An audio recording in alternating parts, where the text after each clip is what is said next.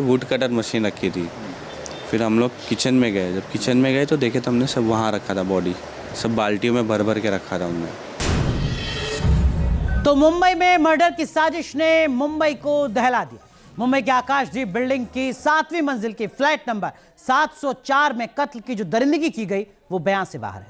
कत्ल का आरोपी पुलिस की गिरफ्त में है, लेकिन उसने जो कुछ किया वो उसने एक बार फिर दिल्ली के श्रद्धा मर्डर केस की याद दिला दी।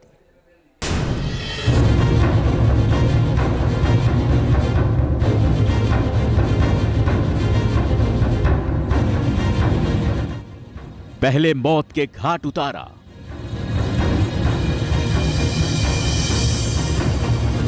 फिर कटर से काट डाला,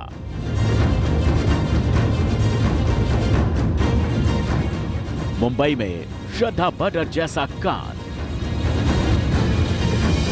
इस चेहरे को आप भूले नहीं होंगे। श्रद्धा और आफताब की लव स्टोरी का द एंड श्रद्धा के 35 टुकड़े पर जाकर खत्म हुआ। कुछ ऐसा ही मुंबई के सरस्वती वैद्य के साथ हुआ। लिव इन पार्टनर ने ऐसी मौत दी जिसे सुनकर किसी के भी रोंगटे खड़े हो जाएं।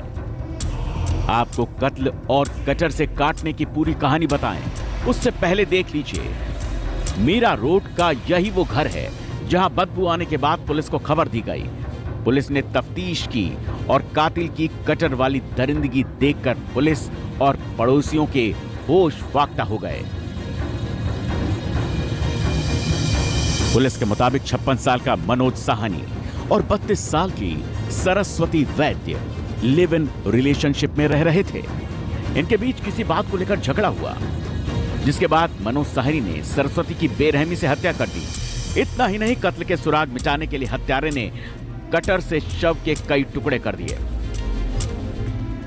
फ्लैट से एक बदबू आने का इंफॉर्मेशन मिला था। मौके पे पुलिस ने आके वो फ्लैट चेक किया तो वहाँ पे एक डेड बॉडी मिली है जिसका पीसेस करने का कोशिश किया गया। बाद में इन्वेस्टिगेशन में ऐसा पता चला है कि एक मनोज साहनी और सरस्वती वैद्य करके ये जो कपल था, जो रिलेशनशिप में ये मौके पे रह रहा था। मनोज साहनी ने सरस्वती वैद्य के शव के केवल टुकड़े ही नहीं किए, बल्कि कातिल ने जो साजिश रची उसे सुनकर आपकी रूह कांप जाएगी। कातिल ने पहले शव के टुकड़े किए, उसके बाद कुछ टुकड़े को कुकर में उबाला और उसके बाद उसे मिक्सी में पीस दिया।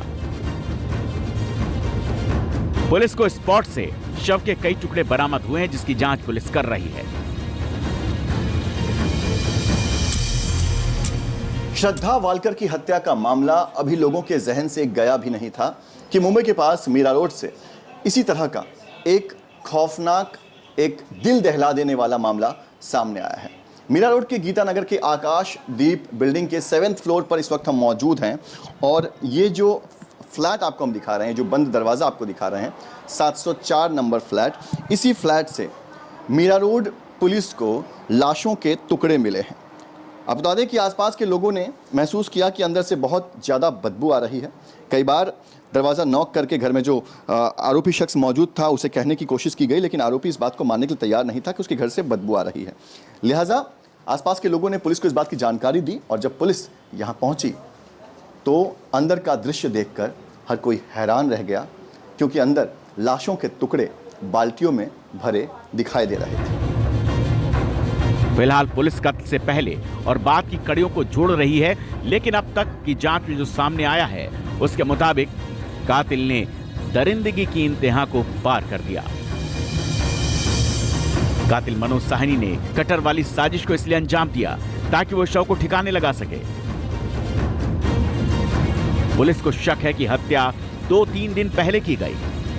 अब पुलिस जांच कर रही है क्या इन 3 दिनों में आरोपी ने शव के टुकड़े को कहीं फेंका, अगर फेंका तो फिर कहां और कितने टुकड़े ठिकाने लगाए। पुलिस ने यह भी बताया कि सरस्वती और मनोज पिछले 3 साल से साथ रह रहे थे। दोनों आकाशगंगा बिल्डिंग में किराए के फ्लैट में रह रहे थे। कहते हैं कातिल कितना भी बेरहम या शातिर क्यों ना हो, वो कत्ल के सुराग छोड़ जाता है।